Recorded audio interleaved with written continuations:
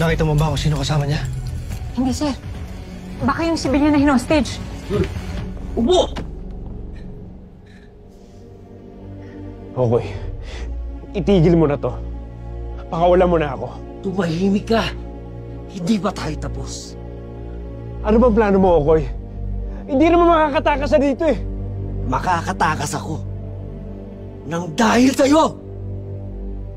Tapos, gawin tayo ng pera mo. Nang maraming pera mo! Okay. Pare-pareho tayong sasabi dito sa ginagawa mo. Itigil mo na to. Upo! Upo! Eh kaya nga ako naghahanap ng insurance eh. Kasi alam na mga pulis na ako nagpapatakbo ng prostitusyon dyan sa pageant na yan. Pero hindi nila alam.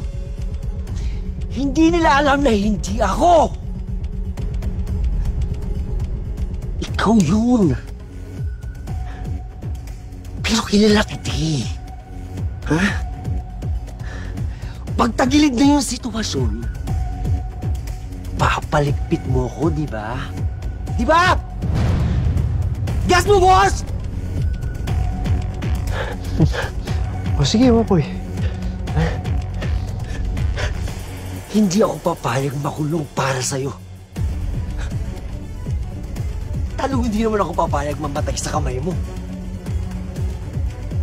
Kaya ang gusto ko, bigyan mo ko ng marami pera! Enough for me to disappear. O sige, Okoy. Sige. Ibibigay ko yung kailangan mo. Ayoko lang makita kita ulit dito sa Kalabari. Naiintindihan mo. Yun! Yun! Eh, mabilis ka naman palang kausap eh.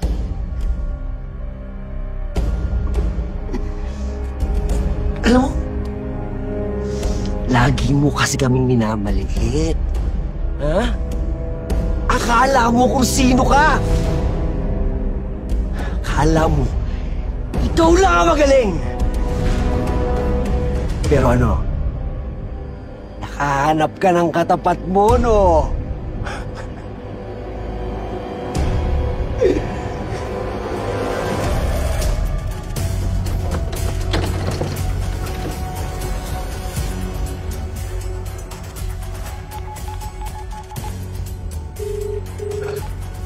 Lobok.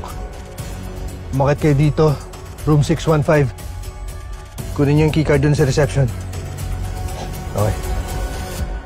Ano ngayon ang pakiramdam? Na ikaw naman ang nagmamakaawa na huwag kang patayin. Ha?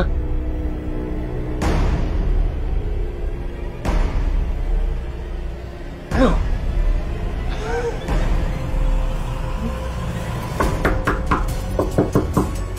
Francis! Buksan mo na to! Hindi ka na makakatakas! Yung hostage yan! Francis!